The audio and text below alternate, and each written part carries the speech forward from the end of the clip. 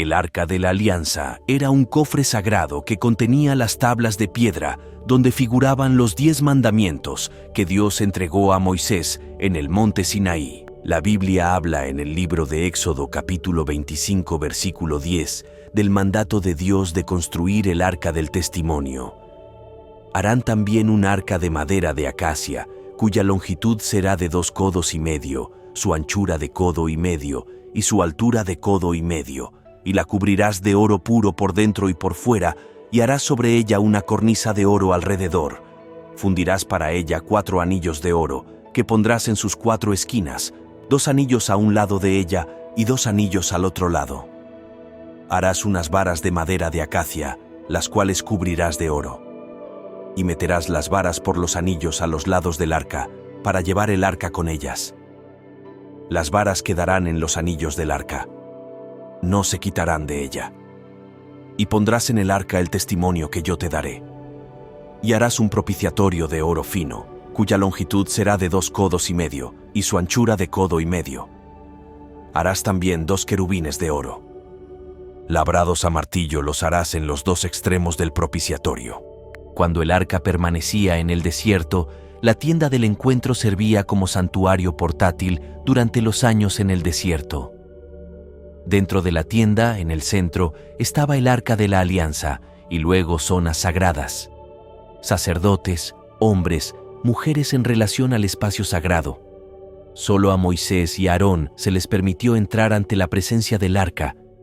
El primer deber al establecer de nuevo el campamento era erigir el santuario, y era lo último que se desmontaba cuando continuaban. Quienes llevaban el equipo se colocaban en el centro de las caravanas para protegerlos mientras se movían. El arca siempre la llevó la tribu de los levitas, los descendientes de Moisés y Aarón. En Números capítulo 9, versículo 15, describe el tabernáculo del arca cubierto por una nube durante el día y fuego por la noche, lo que demuestra la presencia de Dios entre ellos. También habla de su poder en el capítulo 10, versículos del 35 al 36. Cuando el arca se movía, Moisés decía: «Levántate, oh Jehová, y sean dispersados tus enemigos, y huyan de tu presencia los que te aborrecen». Y cuando ella se detenía, decía: «Vuelve, oh Jehová, a los millares de Israel». Los siguientes libros de las Escrituras judías relatan las historias de los israelitas que se establecieron en la tierra de Canaán y establecieron una monarquía unida.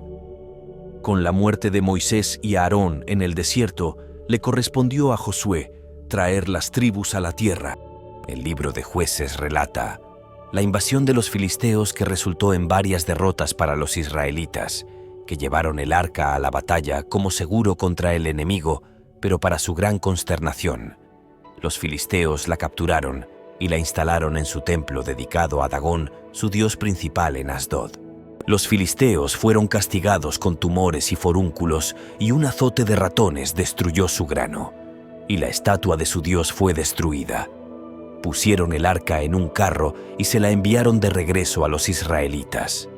Permaneció en la ciudad de Kiriat Jearim, Abu Ghosh, durante los siguientes 20 años.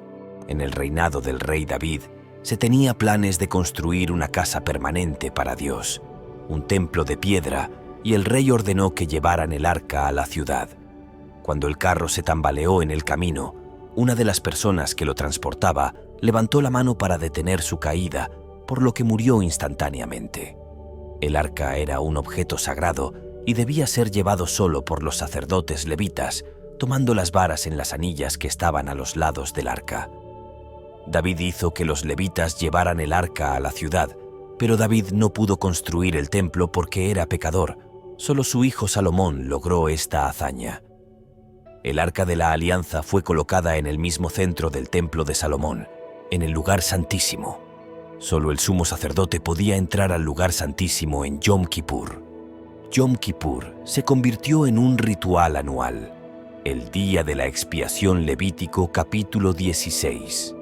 El sumo sacerdote sacrificaba 2 machos cabríos que simbólicamente llevaban los pecados del pueblo. Uno se enviaba al desierto, que es el origen de chivo expiatorio, y el otro se sacrificaba en el altar. La sangre se rociaba sobre el propiciatorio del Arca de la Alianza. Después de la muerte de Salomón, primer libro de Reyes, capítulo 14, relata la historia del faraón Shishak de Egipto, que conquistó la región y saqueó Jerusalén. Shishak se ha identificado como Shoshenq I, de la dinastía 22 de Egipto, siglo X a.C. Shishak se llevó los tesoros del templo de Yahvé y la casa del rey, así como los escudos de oro que había hecho Salomón. Los eruditos debaten si el botín incluía el arca. El arca aparece a continuación en segundo libro de Crónicas, capítulo 35, versículos del 1 al 6, cuando el rey Josías, en el año 609 a.C., un reformador religioso, les ordena a los levitas poner el arca sagrada en el templo que construyó Salomón, hijo del rey David. Para algunos teóricos, esto supone que estuvo oculta durante la invasión de Shishak, donde permaneció hasta el reinado de Josías. En el año 587 a.C., los babilonios destruyeron la ciudad de Jerusalén y el templo de Salomón. El texto apócrifo posterior de Primera de Esdras dijo que se llevaron los vasos del arca de Dios y los tesoros del rey junto con los cautivos a Babilonia, pero no especifica el arca en sí.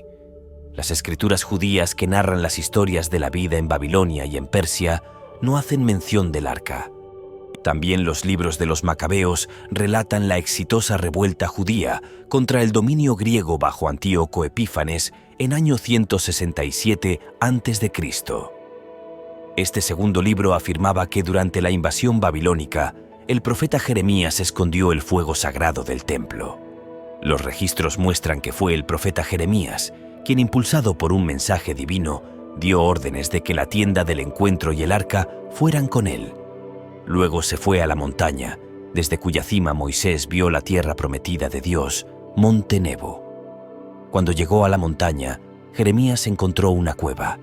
Metió dentro la tienda, el arca y el altar del incienso, y luego bloqueó la entrada. Algunos de sus compañeros vinieron a marcar el camino, pero no pudieron encontrarlo. Cuando Jeremías se enteró de esto, los reprendió. «El lugar permanecerá desconocido», dijo, «hasta que Dios finalmente reúna a su pueblo y le muestre misericordia. El Señor sacará estas cosas a la luz nuevamente, y la gloria del Señor aparecerá con la nube, como era. Visto tanto en la época de Moisés, como cuando Salomón oró para que el santuario fuera dignamente consagrado.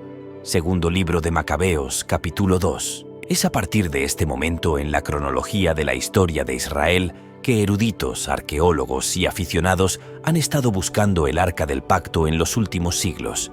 El lugar donde se encuentra el arca sigue siendo un misterio, pero es una de las reliquias más codiciadas de la antigüedad y de la historia de la humanidad.